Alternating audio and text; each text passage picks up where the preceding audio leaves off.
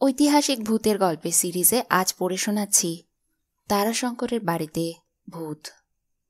রচনা বারিক বরণ ঘোষ।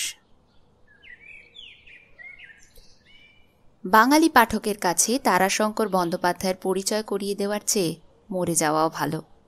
বীরভূম জেলার লাভপুরে এই ক্ষণজন্মা সাহিত্যিক যখন বছর 8 কিশোর, তখনই তার বাবা হরিদাস বন্দ্যোপাধ্যায়ের মৃত্যু ঘটে। ফলে অভিভাবক শূন্য এই পরিবারের অভিভাবকত্বের দায়িত্ব নেন তার বাবার মামা। তিনি দায়িত্ব নিলেন বটে, কিন্তু তিনিও বেশি দিন বাঁচলেন না। বছর 4 মধ্যে তাঁরও মৃত্যু হল।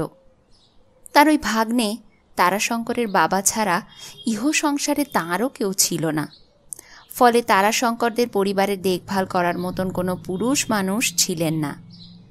বাড়িতে একজন নায়েব মশাই ছিলেন, আর ছিলেন ছোট ভাইয়ের পড়ানোর জন্য গৃহশিক্ষক গৌর ঘোষ মহাশয়। 2-1 চাকর চাপরাশি অবশ্য ছিলেন। গরু বাছুরদের দেখাশোনার জন্য 2-1 বাউরি জাতের মনীষও ছিল। বৈঠকখানা বিস্তৃত উঠোনে 3-4টে ধান ভর্তি মরাই। একদিন লোকজনদের প্রতিনিধি হয়ে গৌর ঘোষ মশাই কথা বলতে এলেন তারাশঙ্করের মায়ের কাছে। সবিনয়ে বললেন, মা, অপরাধ নেবেন না, একটা কথা বলতে এসেছি, ভরসা দেন তো খোলসা করে বলি। পিসিমাকে বলবার মতন সাহস আমার নেই। কথায় কথায় যা রেগে ওঠেন, রেগে উঠে হয়তো। আচ্ছা ঠিক আছে, কি বলতে এসেছো বলো। বৈঠকখানায় তো টিকা কঠিন হলো মা। কেন?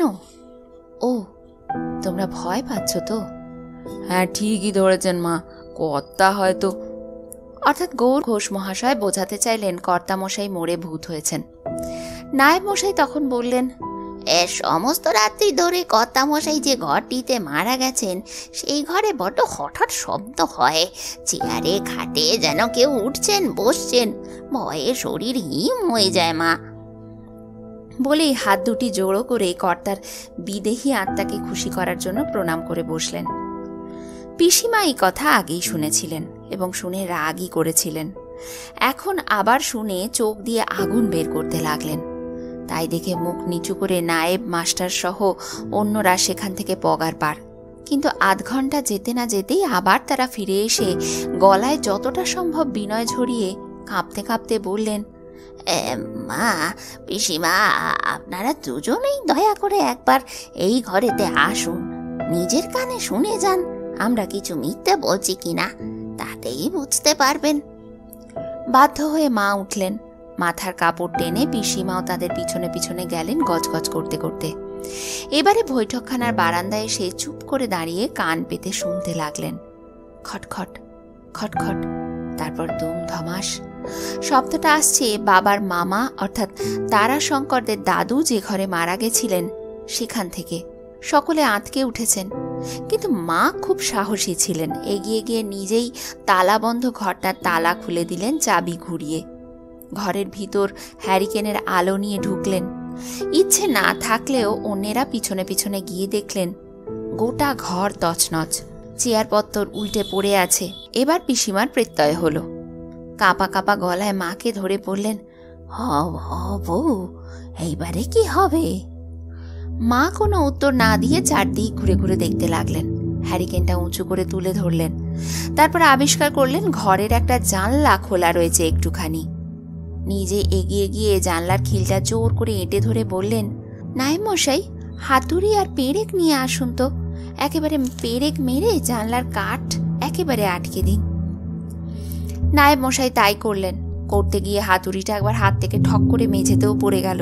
আমরা সবাই তো ভয়ে কাঠ হয়ে গেলাম। মা বললেন, চলুন ঘরের বাইরে যান, এবার দেখুন আর আওয়াজ পাবেন না। এই বলে নিজে ঘরের কড়াতে তালা ঝুলিয়ে চাবি বন্ধ করে দিলেন। কিন্তু মা ভরসা দিলে কি হবে? 2 দিন যেতে না যেতেই আবার সকলে এসে জোর হাত করে নিবেদন করলেন, হ্যাঁ, পেরেক মেরে কি আর তাদের আটকানো যায় মা? আবার হচ্ছে বলছো? না মা, ঘরের মধ্যে কিছু হচ্ছে না বটে, কিন্তু সারা রাত ধরে চালের উপর দিয়ে তারা ঘুরে বেড়াচ্ছেন মা। মজমজ শব্দে আমাদের রাতের ঘুম চলে গেছে। পরের দিন মা একটা পেয়ারা গাছ কাটিয়ে দিলেন। গাছটা বাইরে ছিল, কিন্তু একটা ডাল ওই ঘরের চালের সঙ্গে লেগে গেছিল। এইবারে সব আওয়াজ বন্ধ হলো। সবাই দুদিন স্বস্তির নিঃশ্বাস ফেলে ঘুমোতে লাগলো। কিন্তু ওই দুদিন মাত্র। সেই রাতে বাড়ি থেকে খেয়ে সবাই কর্তার বাড়িতে ঘুমোতে এসেছে। হঠাৎ সবাই সমস্বরে চিৎকার করে উঠল, ভূত ভূত! গৌর ঘোষ মশাই ছুটে এসে একেবারে উঠোনে পড়ে গেলেন। আরে কি হলো কি ঘোষ মশাই? প্রচন্ড শব্দ করে কর্তা বাপ বলে লাফিয়ে পড়েছেন। হ্যাঁ, কি বলছো কি? বলে মা বিছানা ছেড়ে বেরিয়ে এলেন। বউ, যেও না ও বউ!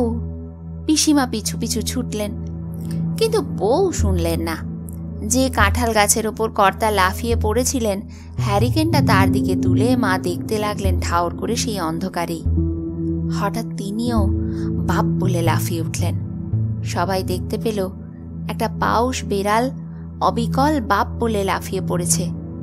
মা উঠে গৌর ঘোষকে ডাকলেন, দেখে যাও, দেখে যাও কি হয়েছে। আর কি হয়েছে?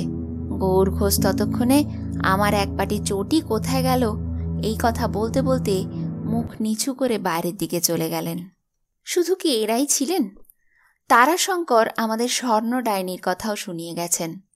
শুকনো কাঠির মতন চেহারা, একটু কুঁজো, মাথা ভর্তি কাঁচা পাকা চুল, হাটে আনাজপাতি কিনে ঝুড়িতে করে বাড়ি বাড়ি ঘুরে ফেরি করত। চাউনি দিয়ে মনে হতো বুকের কলজের রক্ত শুষে যাচ্ছে। জেলেপাড়ার মোড়ে একটা ঘর বেঁধে বাস করত, একা। সাতকুলে কেউ ছিল না। স্বামী ছেলেকে খেয়ে সে এমনই পাগলিনী। একদিন সে নজর দিয়ে বসলো অবিনাশ দাদাকে। ওঝা এসে তার ধুম জ্বরে তাকে ঝাড়তে লাগলো, আর তাতেই স্বর্ণ ডাইনি চিৎকার করে উঠে বলেছিল, আমাকে মেরো না, মেরো না, আমি স্বর্ণ ডাইনি। সর্ষে ছিটিয়ে তাকে তাড়িয়ে দিয়েছিল ওঝা।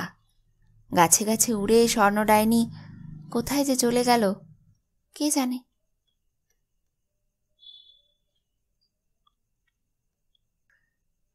আজ তোমাদের পড়ে শোনালাম তারাশঙ্করের বাড়িতে ভূত। রচনা বারিকভরণ ঘোষ।